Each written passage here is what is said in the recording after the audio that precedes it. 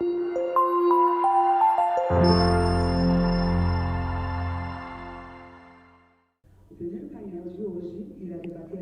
first panel today will have the crucial issues about macroeconomic policies and industrial macro policies in Brazil, and instruments that might give impulse, and also in our country. The specialists will explore the economic situation and how it is possible to join economic progress with conservation of the environment effectively in the 2030 agenda in Brazil. For the panel, Future of the Brazilian Economy, Economic Policy in the Route of the Sustainable Development that is an Inclusive Development, we will have Professor from the SOAS University of London, Mr. Ha-Joon Chang, who honors us with his opening speech. Also, we have the Director of Macroeconomic Studies and Policies from IPEA, Mr. Claudio Roberto Amitrano. And also, research and professor from the Higher Institute of Lisbon, Mr. José Roberto Afonso.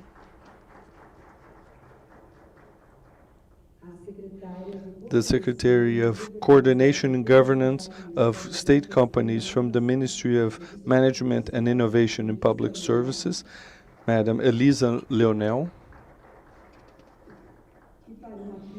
And they will make the comments as regards Mr. Chang's presentation.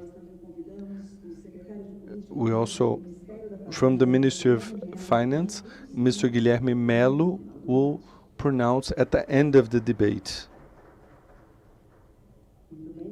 Well,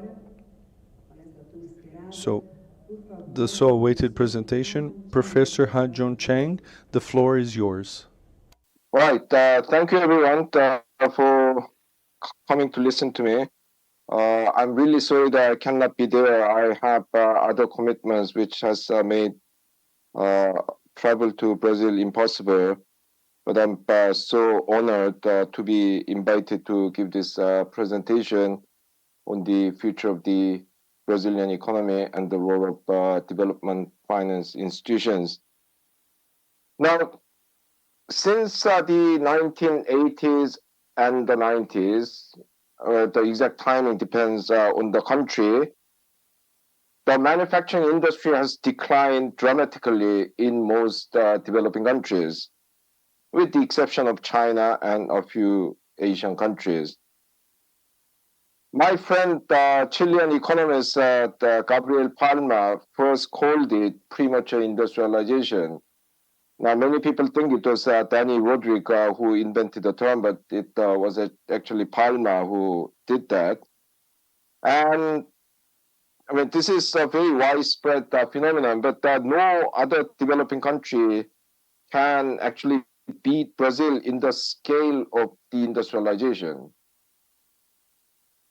In the late 1970s, according to the calculation by Palma using the World Bank data, in the mid-1970s, Brazil's manufacturing output was almost as large as the combined output of China, India, Korea, Malaysia, and Thailand. Today, Korea alone produces twice of that of Brazil's manufacturing output, whereas China now produces nearly 24 times that of Brazil's. That Brazil, as you see from this figure, used to be the manufacturing powerhouse of the global south.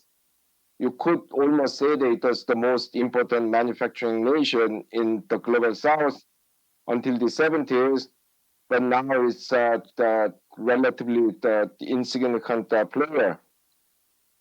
To give you a more concrete example, in 1980, Brazil produced nearly 1.2 million cars, whereas my native country, South Korea, produced only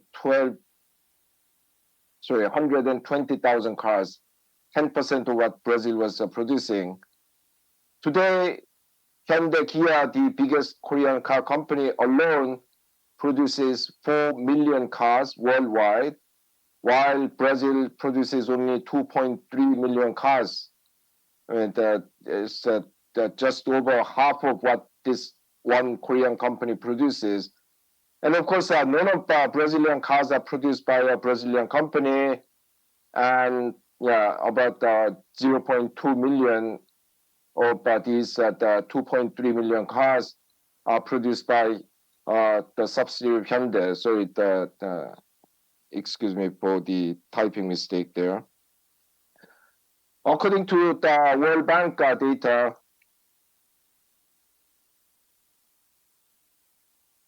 in 1984, manufacturing accounted for 34% of Brazilian GDP. Today, manufacturing only accounts for around 10% of Brazilian GDP. Brazil's manufacturing value added per capita is only 20% that of the United States, 16% that of South Korea, and only 8% that of Switzerland, which, contrary to the popular belief, is the most the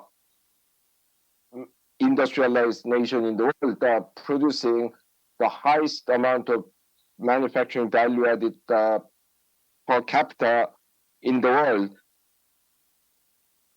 Brazil's per capita MVA, or manufacturing value added, is only just over half that of China's, and even lower than that of Argentina's. So this is a serious decline. That I mean, in the relative terms, I can think of no other country that has gone through this other than where I'm living, the United Kingdom. So Brazil has experienced this huge deindustrialization, and as a result, the country's dependence on commodities in its export has increased rather than decreased in the last couple of decades. I mean, okay, I mean, it was partly because the country took advantage of the super commodity boom of the 2000s that was fueled by, well, China's super growth at the time. But even considering that, is that the economic structure has been going backward rather than forward. I can go on with figures like this on and on. Of course, the exact figures depend on the year you look at, countries that you compare it with, also the World Bank and the United Nations keeps revising the data. So, that the exact place and the number and so on will depend on exactly what you look up. But there is no denying how dramatic Brazil's manufacturing decline has been in the last few decades.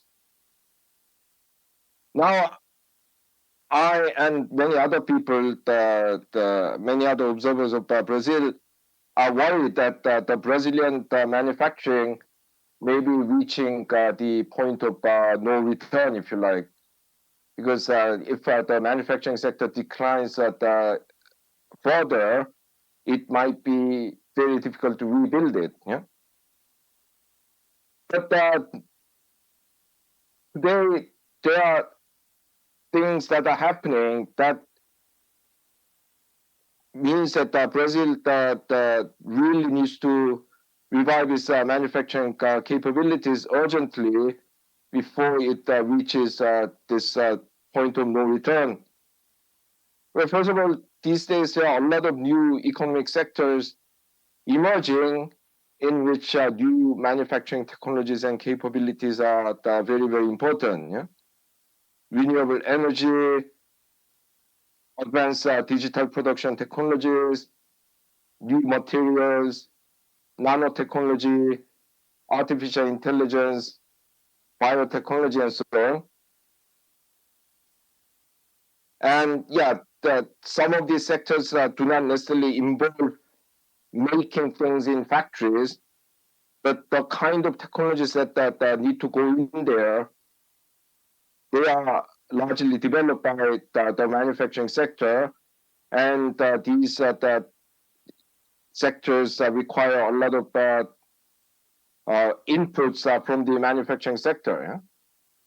So in order to run artificial intelligence programs, you need the efficient computers,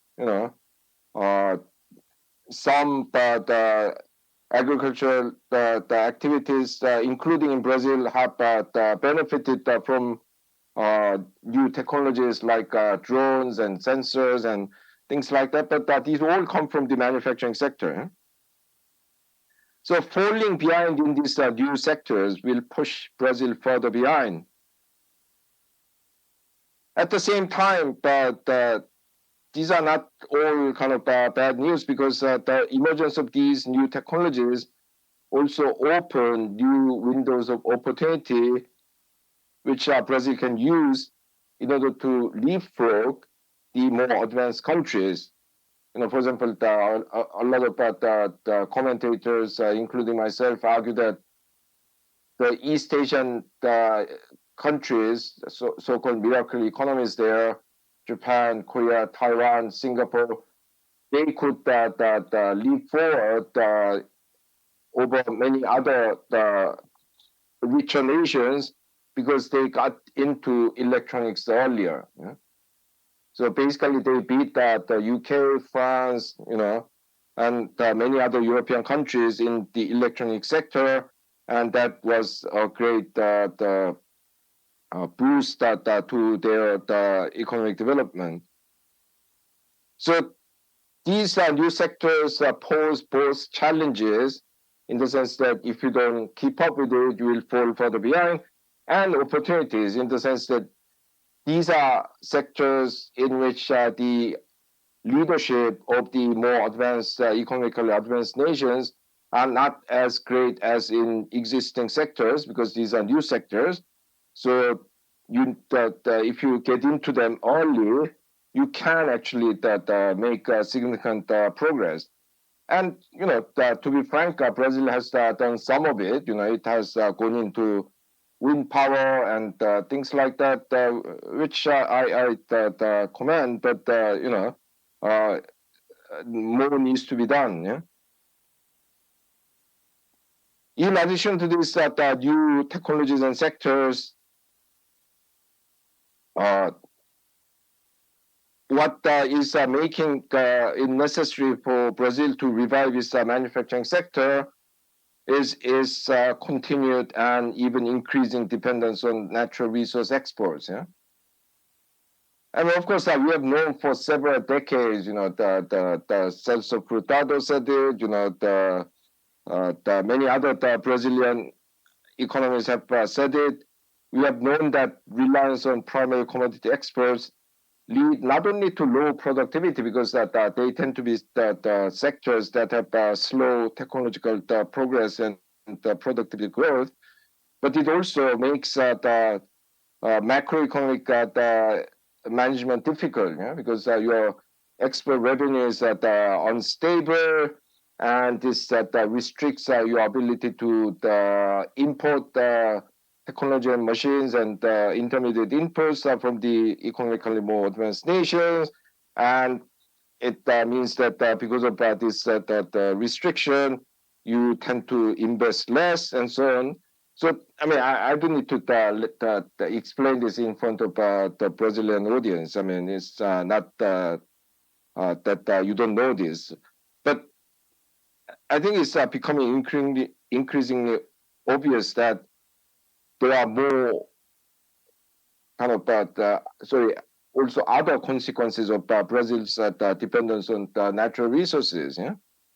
Because given the importance of the Amazon rainforest in the global fight against climate change, if Brazil continues its reliance on natural resources and even expands that reliance, fighting global climate change that will be so much more difficult. Yeah? So for all sorts of reasons, productivity, investment, macroeconomic stability, and the fight against climate change, Brazil needs to reduce its dependence on primary commodity exports, and that naturally means increasing its manufacturing exports. Okay, I mean, you can increase the service export a bit, but the scope of increasing service export is quite limited anyway. And with the emergence of artificial intelligence, the first things that are going to be hit are going to be this relatively low productivity services that countries like India has been specializing in, like the basic accounting, basic legal services, reading MRI scans, and yeah, I really see the prospect of exportable services that are quite unpromising, on the top of the fact that it wasn't going to be a major export industry anyway. Yeah? Okay, now if Brazil is going to revive its manufacturing sector, I have been saying these things for the last at least 15 years. It really needs to totally reset its macroeconomic policy, especially the interest rate policy. And until recently, Brazil had some of the highest real interest rate in the world, which led to chronically low levels of investment. I mean, you can see it from my slide. You see that as a proportion of GDP, in the last 20 years or so, Brazil has invested only 18%. Not only is this lower than what comparable countries are doing, like upper middle income countries, which are on average at investing 31%, or even the lower middle income countries, which Brazil is not, but the other developing countries, 27%. Yeah, it's even lower than the average for high income countries, which actually do not need that such high rates of investment. Yeah? I mean, of course, I'm not saying that the high interest rate policy was the only reason behind Brazil's low rates of investment, but it will be difficult to deny that, because when you have the most expensive capital in the world, I mean, you are naturally naturally you not invest that very much, yeah, because basically your macroeconomic policy is saying that we don't value the future very much. Yeah? The present is more important. Yeah? High interest rate policy also meant massive overvaluation of the currency, which has hit export-oriented manufacturing particularly hard. Yeah? So that contributed to the relative decline of the manufacturing. Yeah? Of course, Brazilian manufacturing has survived this extremely hostile macroeconomic environment and maintained strength in certain areas, aircraft, deep sea oil drilling, renewable energy, and so on.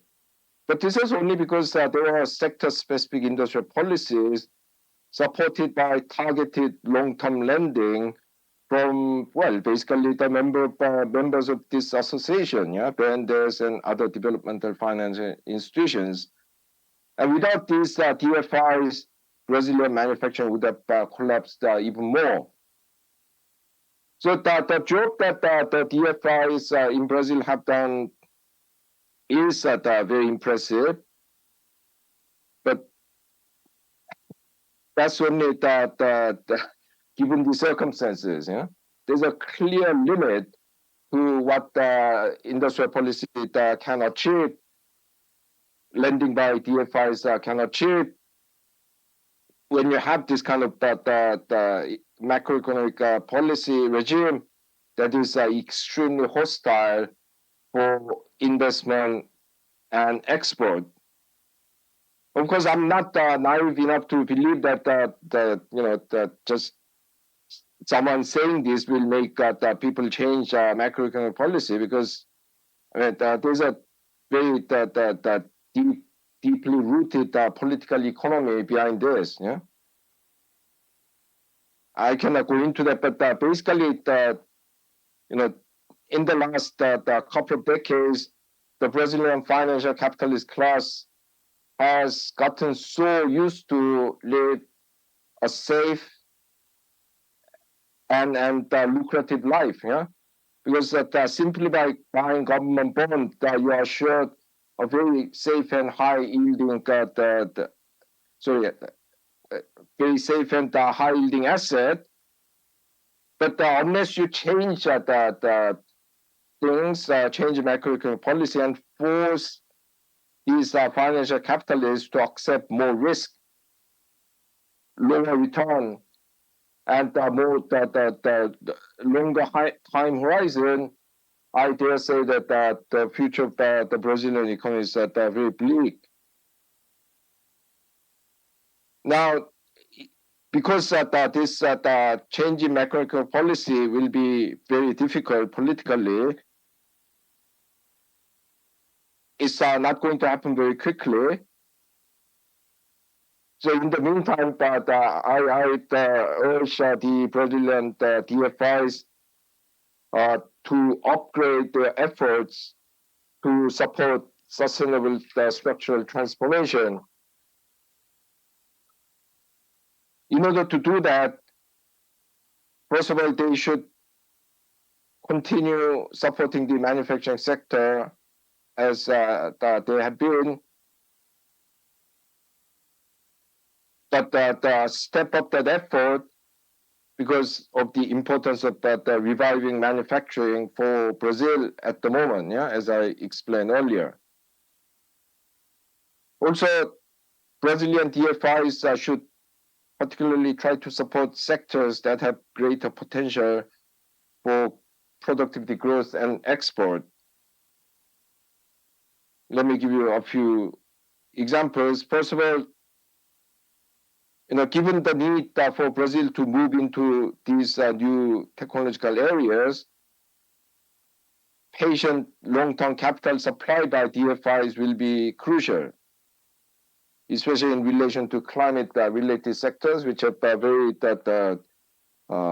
long time horizon.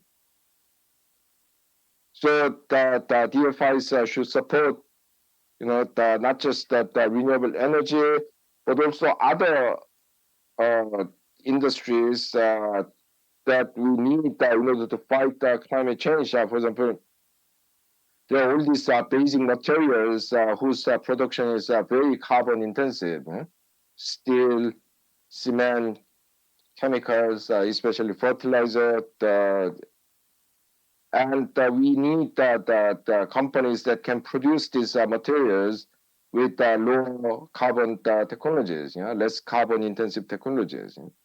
And the DFIs should support those sectors as well as renewable energy sector. Secondly, Brazilian DFI should promote research and development, because without research and development, how are we going to raise productivity? So we should lend more aggressively to research and development intensive sectors, and also give better terms in terms of maturity and interest rate to those who want to borrow to finance R&D activities. So if you look at the slide again, oops. At the moment, Brazil is not investing enough.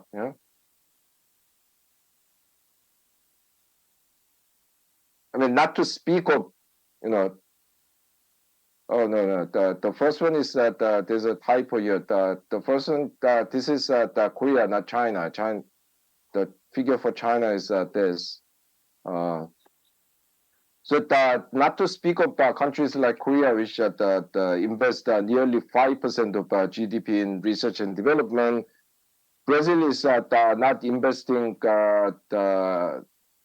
I mean, enough in R&D, compared to say China. I mean, it's even lower than Malaysia, higher than South Africa and Argentina, but that's not much of a consolation. Yeah. So Brazil needs to step up its investment in R&D, and DFIs that are particularly suited to support these kind of activities because they have the longer time horizon and they can provide lower interest rate. Yeah. Thirdly, I would argue that DFI should lend to projects that do not require big capital outlay but can improve productivity quite a lot. And I'm mainly thinking of advanced digital manufacturing technologies. Yeah? And the Brazil's compared to similar countries, relatively backward in applying the advanced digital manufacturing technologies. And yeah, some of these technologies are expensive, but some of them are not. I mean, some of them would simply involve attaching very cheap sensors and other the basic things to machines, and these are known to improve the productivity quite a lot. So you could get quite a lot out of the relatively small investment if you support these kind of projects. I mean, I already know I know that BNDES and other DFIs in Brazil are supporting these kind of efforts, but I would like them to do more of it. Yeah. Okay, so my time is more or less up, and yeah, we should maximize the time for discussion and questions and answers. So I would like to wind up my presentation here. So I have argued that Brazil has experienced a dramatic decline in manufacturing. Now it might be passing the point of no return, beyond which it will be very difficult to revive its manufacturing. There are new challenges and opportunities that require the developing the manufacturing sectors. And yeah, in doing that, we need to do our best to change the macroeconomic regime of this country, because frankly, Brazil, in between the government ministries and the DFIs, have very high capabilities for industrial policy. So it's not like some other countries which have never done it and don't know how to do it. It can do it, but the environment is very, very hostile. So we need to change that. But recognizing that these changes will take a lot of political struggle and time, I have made some suggestions as to what kind of activities that Brazilian DFIs could support. So I hope my short presentation today has provided some food for thought and hopefully some ammunition for this association in changing the Brazilian debates on industrial policy, long-term financing, and climate change. Thank you very much.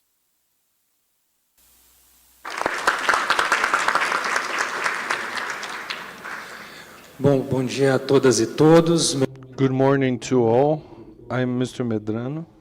I'm from IPEA for Macroeconomic Policies Studies. I would like to thank IPEA for inviting me to this event. I would like to greet Professor Ha-Joon Chang and thank him for a very interesting presentation on economic policies and development. I'd also like to greet my colleagues here, Elisa, Leonel, Guilherme, Mello, and also José Roberto Afonso in Lisbon. Due to time, we had a different program. I will hand over directly to Guilherme Mello, Secretary for Economic Policies, to comment on Professor Chang's presentation. Thank you, Medrano. It's a pleasure to be here. It's a pleasure to be following here Dr. Chang's presentation, also with José Roberto, which is also a reference for all of us, especially fiscal policy and others that are studying macroeconomics, and of this public that is selected public that is here, and known colleagues that discuss development. I'd like to thank the ABD for the invitation. Unfortunately, I will have to speak and leave. So today is a complicated day. Things are a little bit busy in the Ministry of Finance. But I would like to leave a few words in respect to the theme of this panel and the theme that Professor Chang brought for us. Every time I think of development, and we are here in the EBDE,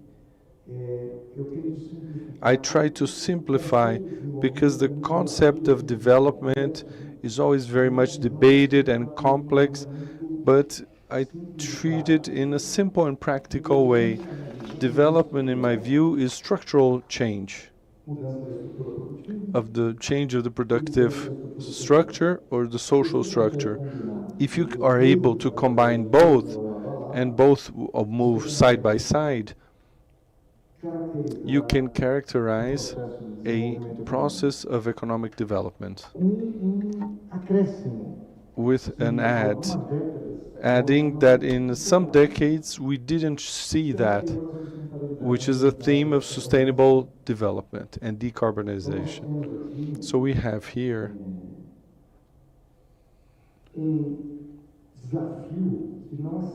a challenge that is not simple. Brazil, during many decades in the past, industrialized itself, promoted a very strong change in its production sector. But in the last decades of this process of development, these were set by a transformation in the productive structure without an equal transformation in the social structure. So Brazilian inequalities even increased over this period.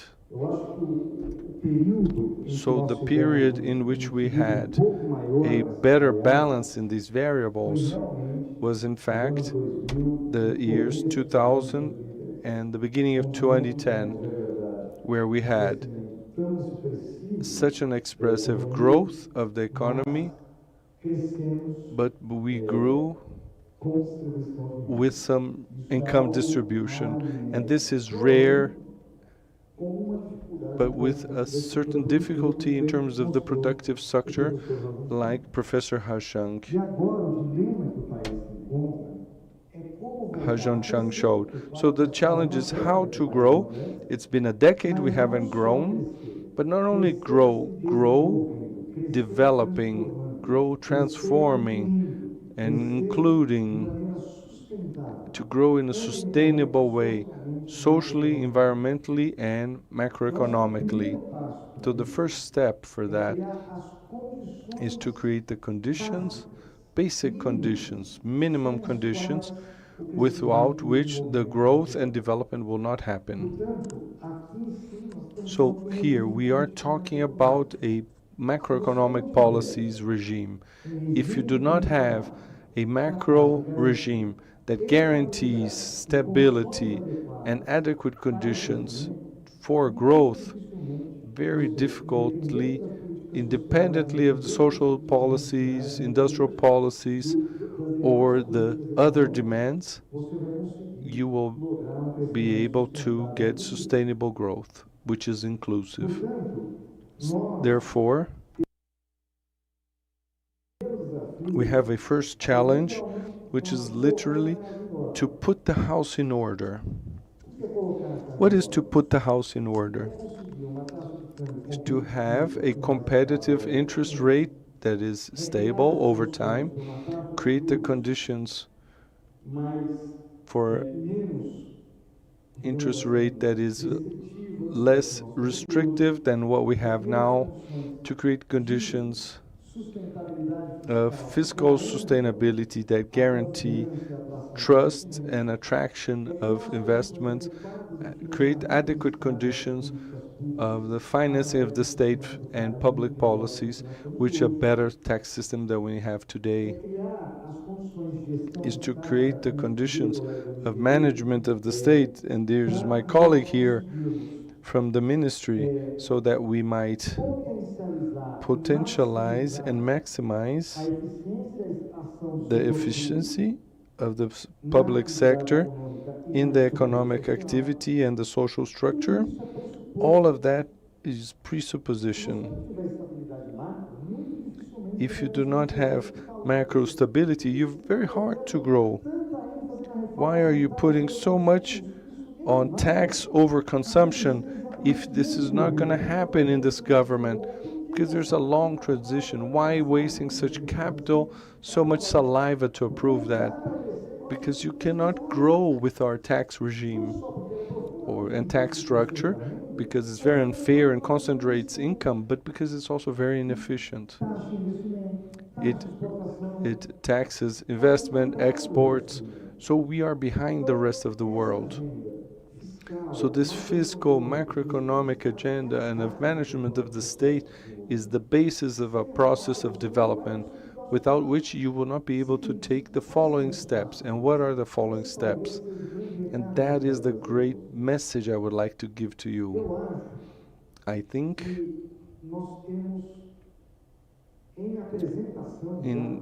to be presented more than elaboration, a new strategy for economic development. Our homework, the macro part, the consolidation of stability conditions, better management of the state, and innovation, we are already addressing. We are also addressing the strategy of development, what I called in the old CEPALs, which is our style of development we are proposing for the next decades.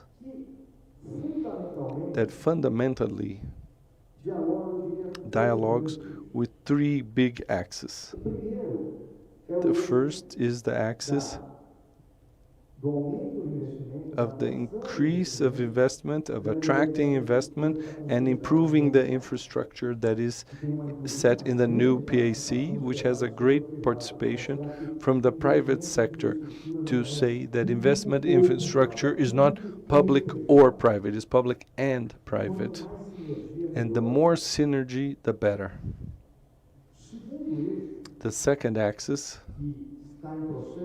that is in the process of elaboration and advancing quickly is the axis which Vice President Alckmin and President Lula were talking about, neo-industrialization, because Brazil went through a deep process of deindustrialization. But it's not possible to go back to the past, to go to the industrial structure that we had in the past. We have to build a new productive structure that dialogues with the new technologies, new demands, and the new industrialization dialogues directly, or will dialogue in its missions, with policies based on missions connected to social themes and environmental themes. And here I would like to add the third axis of the strategy, which is one of the fundamental pillars, if not the most important, which is the plan for ecological transformation. I always tend to say that the issue of sustainability was seen in the past as a cost. I have to do the spending to guarantee sustainability, because if I don't do it, everyone's going to die in the future. So the price of having not done something in the past. In the last years, the issue of sustainability, environmental, was seen as an adversary, almost like an enemy of the process of development.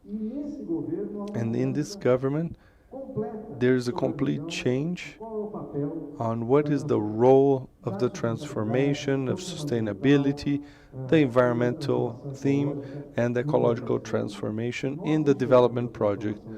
We see ecological transformation as the great opportunity of Brazil to develop. It's not even a cost or an adversary, it's an opportunity to attract investments, to renovate our productive installations, and we are already leaders in many of these sectors. Like, for example, biofuels, energy sector, we have a clean matrix for energy matrix, so we have comparative advantages and we can have competitive advantages to build the path of development with social inclusion and environmental sustainability. And the ecological transformation plan is not only ecological about creating jobs, income, it's a plan of development. And what we are doing at this moment is to build the instruments to make viable the strategy. So when we're discussing the carbon market, taxonomy, when we announce the climate fund and things from the treasury that are sustainable rates, all of these are instruments of financing or financing of innovation through FINEP or BNDES. These are finance instruments in terms of a new development strategy, a strategy of development that does not seek to repeat the past, but to create the conditions for the future. So I'm very confident. We've worked very directly in the construction of the conditions of macro conditions that will allow that this development strategy be consolidated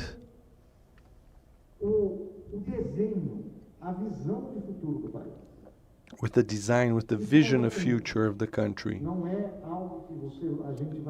It's not something we will see in 1 or 2 years. But the construction of the institutionality that will allow the strategy of success is in vogue now. Not only public policies and others like PAC, but with the construction of a strategy of new industrialization and ecological transformation, both things dialoguing, new instruments being built, and Brazil, which Professor Chang showed, will show maybe not to the leadership, but a growing path of recovering our growth and development. That's what I wanted to bring you, and thank you. And unfortunately, I have to leave. I leave you here with my colleagues, which way more qualified than myself to take on this discussion.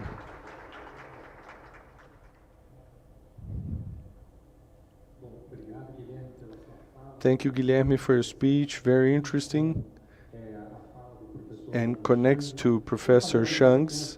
I will make some brief comments on the Professor Chang, and I will hand over to Roberto, Afonso, and Elisa, and then deliver it back to Chang for final comments.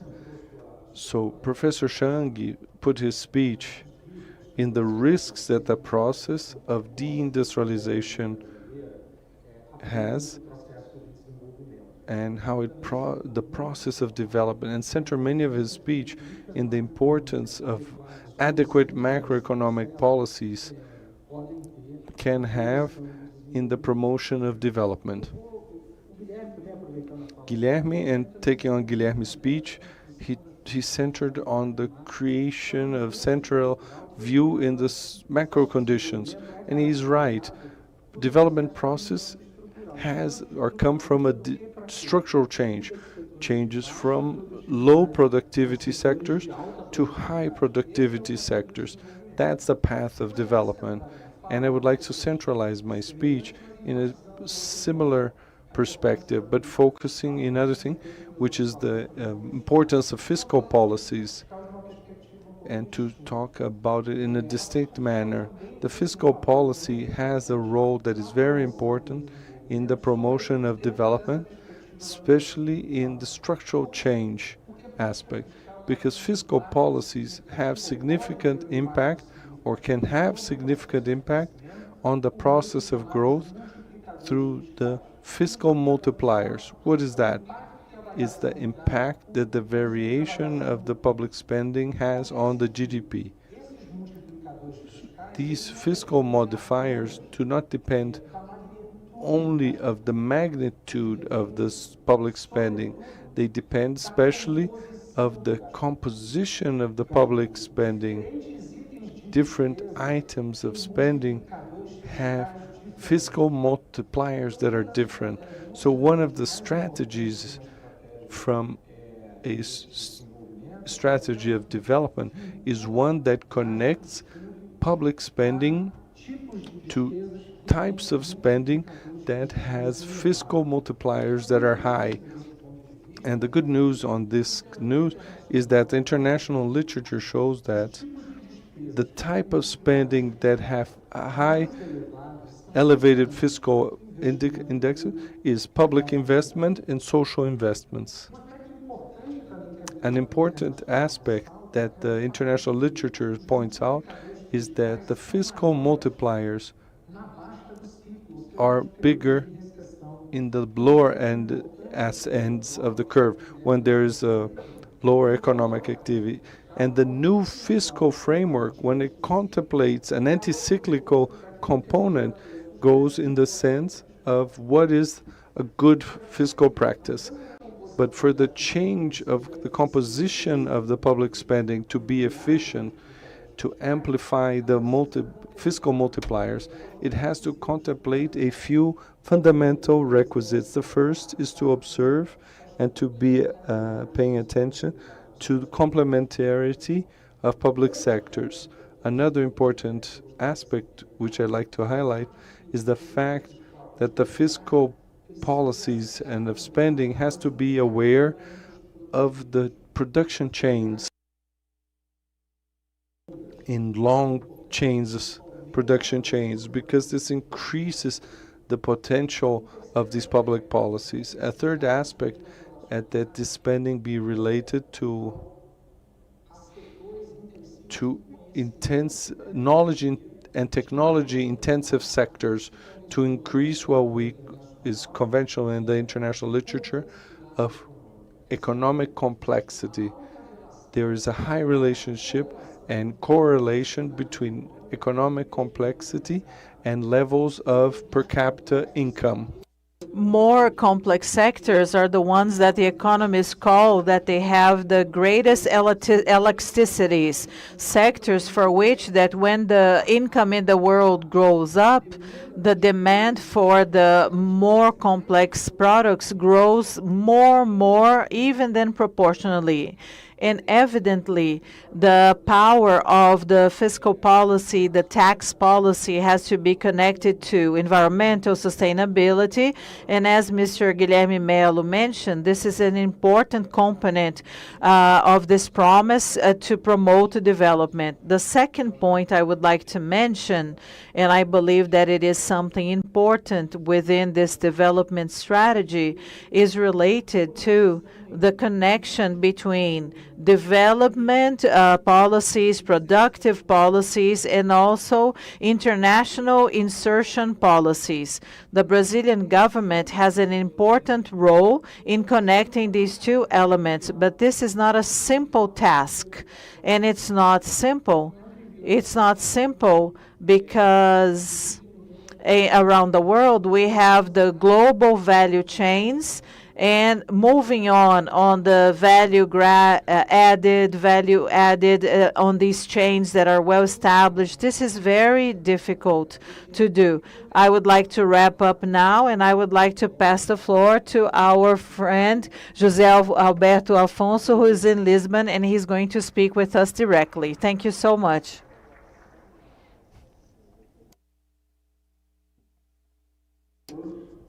Good morning to all.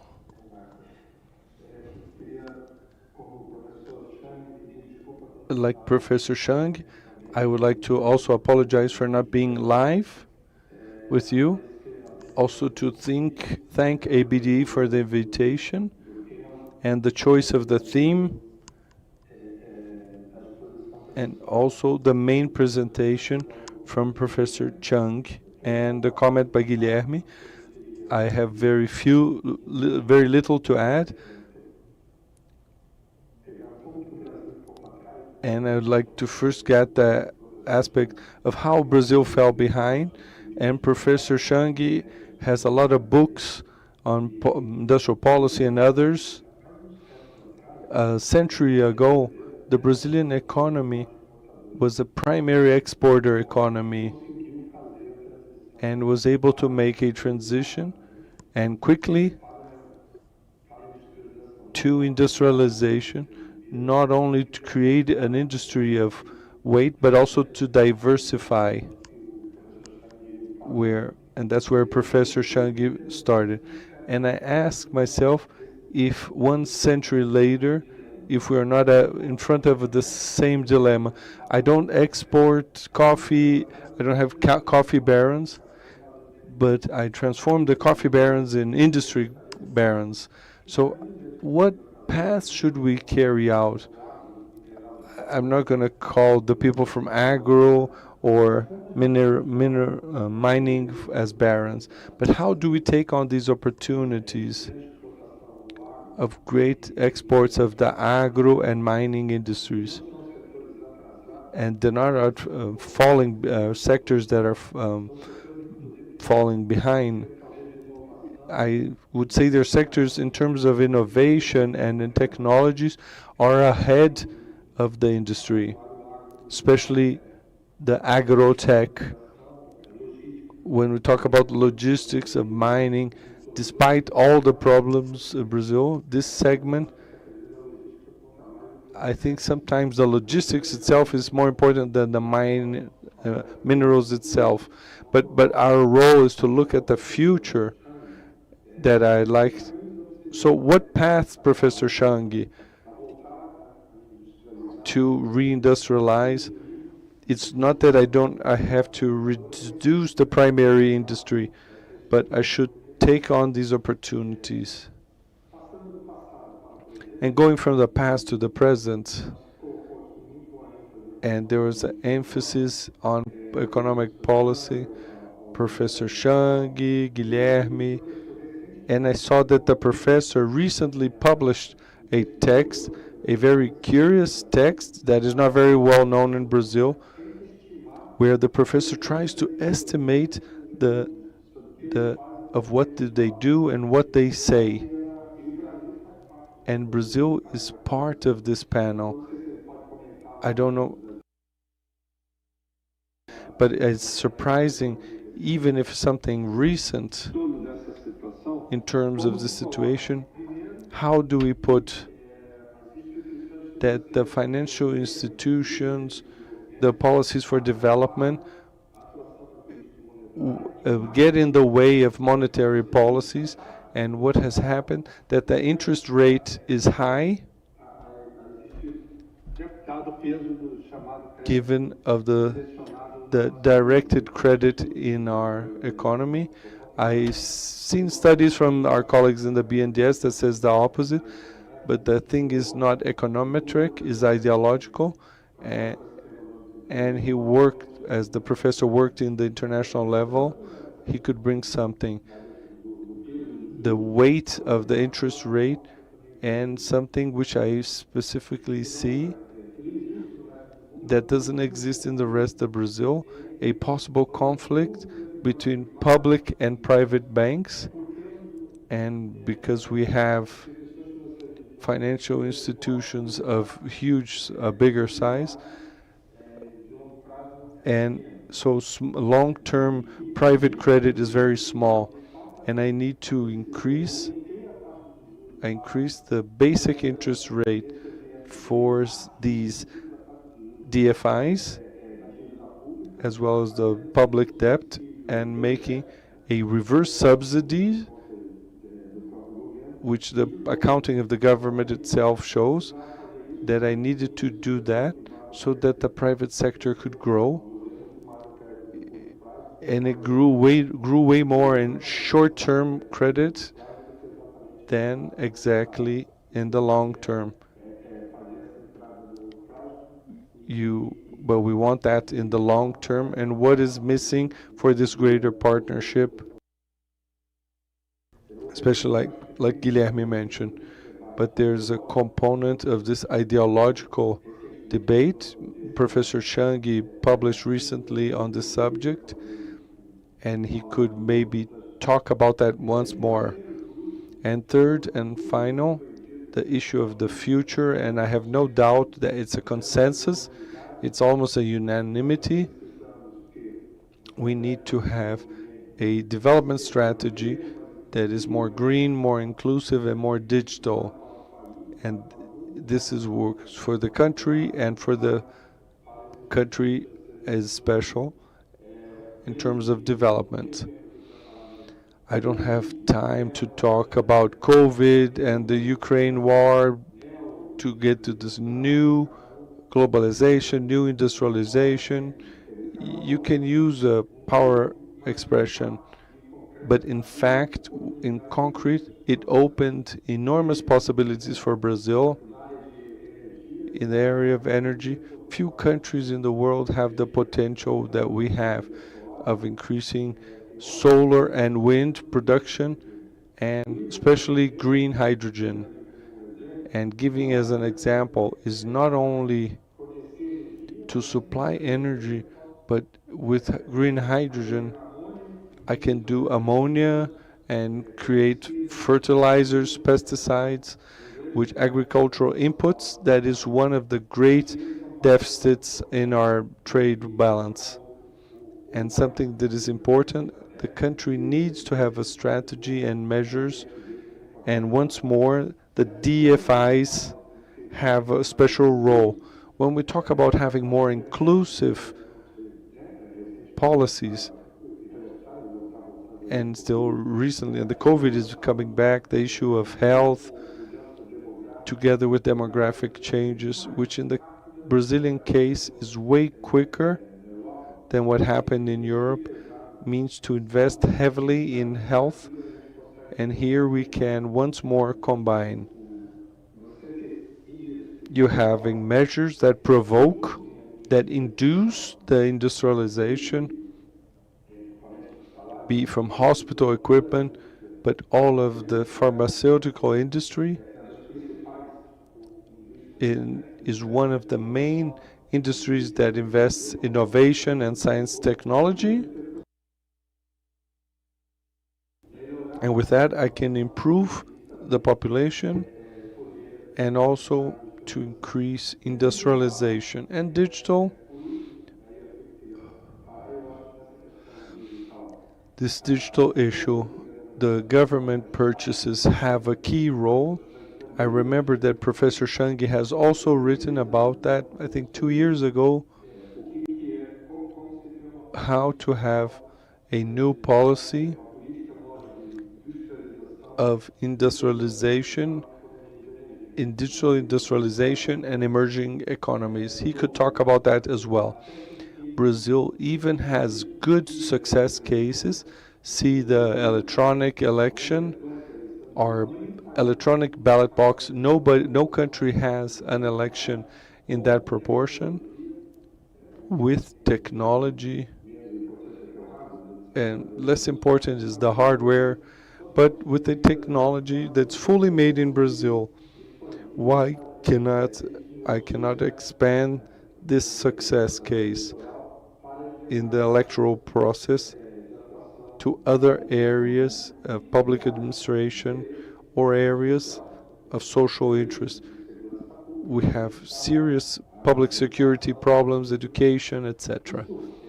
So in summary,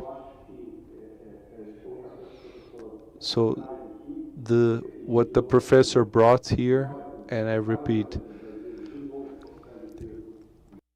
Brazil, for many reasons, has great opportunities to go forward, but we need to take the lessons from our past and to look with more care and in detail of our present to see where we are, and from there trace a route, a plan of where I want to get in a country that is more industrialized, more wealthy. So to finish, the professor showed how Brazil fell behind other countries. More important than the industry, the whole economy fell behind. We lost in areas, and other sectors compensated and led to expressive economic growth. We've collected decades lost of economic growth, and this has a very high social cost, and that's why we are here together in ABDE, so that we can change this situation. I'm available to contribute to the debate and like to hear more Professor Chang on these issues.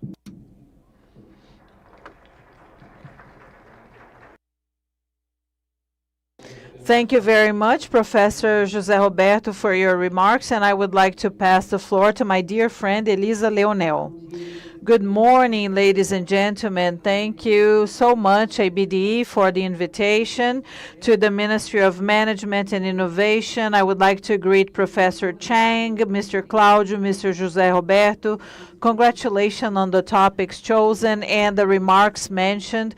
We at the Ministry of Management and Innovation, we do not see a way forward for the development of a new economy so that we can have inclusion, sustainability, unless we have state bases that are well established.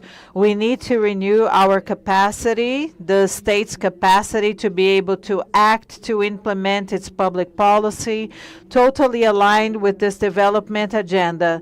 Our friend has already mentioned the PAC, the neo-industrialization, the ecological transformation, and these are the priorities of the federal government now. And I would highlight social inclusion, because we believe social inclusion is a big part of the government's agenda. To align all of the ministries, all of the entities, institutions of the government to promote this development, we created the Ministry of Management and Innovation for Public Services. Even though the topics of this ministry, they were part of the public administration, but there has been a high advancement, and then we created the ministry. The ministry's role is to reinforce the public services capacity so that we can deliver public services to our society in a better way, in a stronger way, in a sustainable way.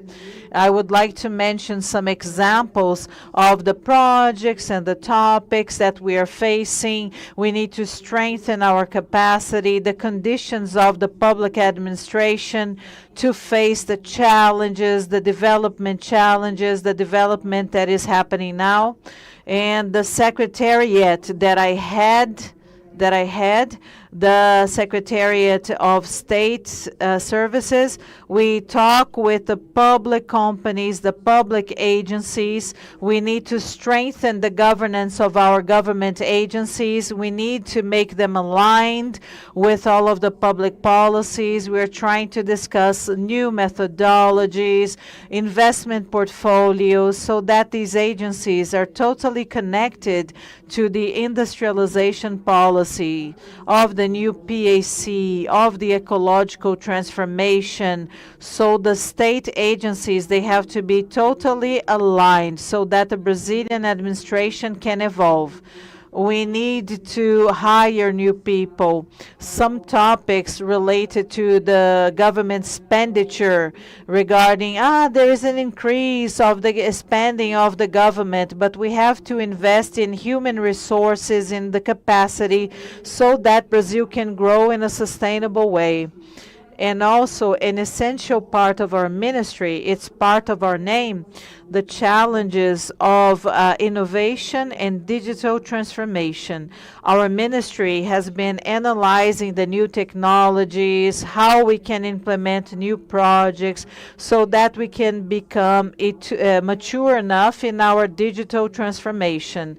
And this is essential so that Brazil can become more competitive and more developed.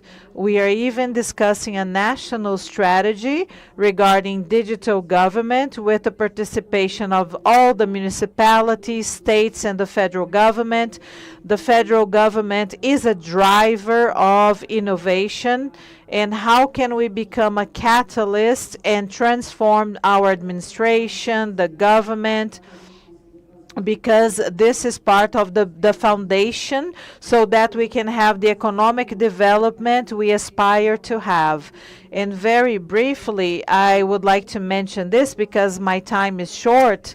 The strategies that we understand that jointly with the macroeconomic policies are necessary, essential, so that we can build a sustainable development in Brazil, an inclusive development in Brazil, and analyzing all of the perspectives, diminishing regional, social, and economic inequalities. Thank you very much once again. And I would like to greet you for the topics chosen and for all of the presentations given. Thank you. Thank you, Dr. Elisa, for your comments.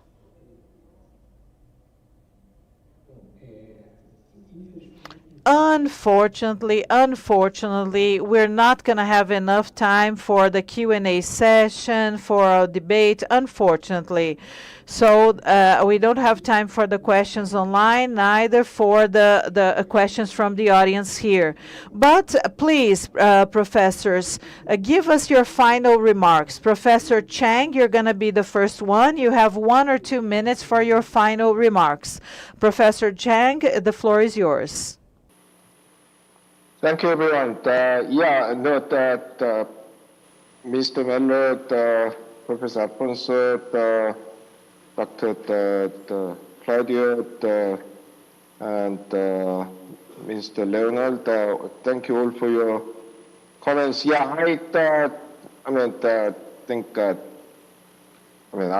agree with more or less everything that was said by all of you. If I may, I'll just make couple of short comments. I think that we have come to realize the importance of coordinating different policy elements. For example, I talked about interest rate policy, but Claudio talked about the importance of fiscal policy. And Mr. Leonel talked about the importance of public services. Professor Afonso talked about the importance of procurement policies. I think all of these policies need to work together. So that's one point, and we should try to coordinate these different policies better. The second point is, I don't know, Minister Mello emphasized the importance of macroeconomic stability. I'm not against macroeconomic stability, but the debate is really about what you mean by macroeconomic stability. It was customary until the global financial crisis to believe that macroeconomic stability means the inflation rate below 3%. But historically speaking, many countries had, including Brazil itself, had very high rates of growth with high inflation. South Korea in the 60s and 70s, when it was one of the fastest growing economies in the world, had inflation rate of basically 20% per year. So, it's not clear what exactly is macroeconomic policy. It will depend on the context, depend on the country, depend on policy goals, but we need to be a bit careful in defining what we mean by macroeconomic stability. The final point, Professor Afonso emphasized Brazil has developed some high-tech activities in agriculture and mining. Yes, when I emphasized manufacturing, I don't necessarily mean that the final product has to be something that rolls out of the factory. As far as we use that all these technologies of the chemicals and the machines and electronics to raise productivity. I mean, the final product doesn't really matter. I mean, but the point is that all these technologies ultimately come from the manufacturing sector. This is why the Netherlands, for example, despite having one of the highest population densities in the world and very small amount of land, is the second largest export of agriculture in terms of value after the United States. So we want the agriculture, but high-tech agriculture. We want mining, but as Professor Afonso said, not just the minerals themselves, but the whole logistics that built around it, and the processing and so on. So yes, I mean, but I'm thankful to Professor Afonso to remind people that we are not really talking about the final product. We are talking about the process of making things. Okay, let me stop there.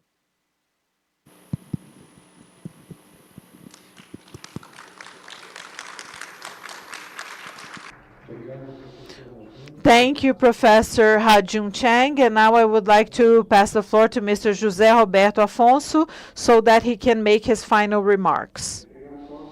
Thank you, Claudio. I just have a little to add, and I wanted to hear more. I wanted to hear Mr. Chang more, what else he had to say, but I would like to emphasize strategies, the word strategies. We're also discussing a lot that we must have more harmonious economic policies in Brazil. But I would like to emphasize that for the long term, for the long run, we have to create strategies, well-defined strategies, and that we may define them in a clearer way. What are the opportunities for Brazil? So it's useless to check out the Asians. I won't be able to replicate their success because they have already occupied this place in the world. But which strategies, which industries do we have more opportunities to get into? And so then you have to define the adequate means to do that. Mr. Guilherme mentioned the tax issues, the fiscal issues. That's very important. But we have to be careful because 34% of our GDP represents our taxes. Korea has a high rate too, but the Asian countries usually have 21% of their GDP representing the taxes.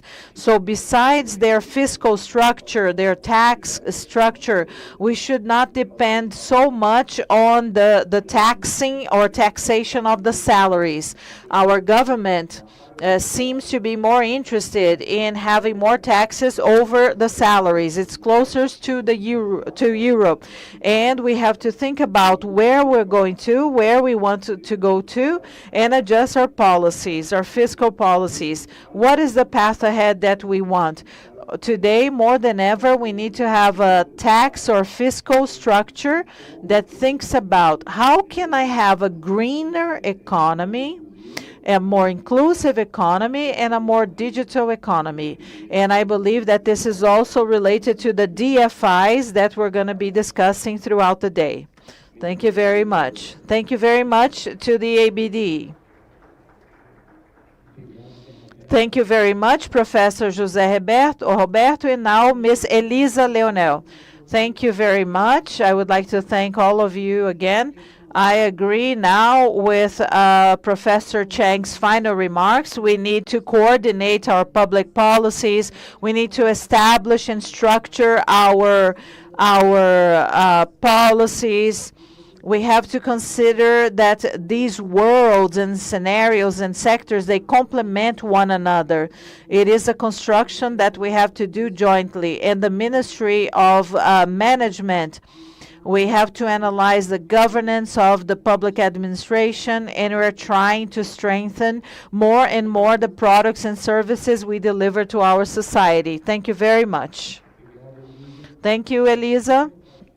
My final remarks are in line with what most people mentioned. It's very, very important for us to have a development strategy that is focused on stability and having higher productivity. And I would like to agree with all of everything that was said. The private sector and the public sector, they complement one another. And we need harmonious public policies so that we can promote environmental sustainability, so that we can have a more sustainable and more inclusive society. Thank you very much.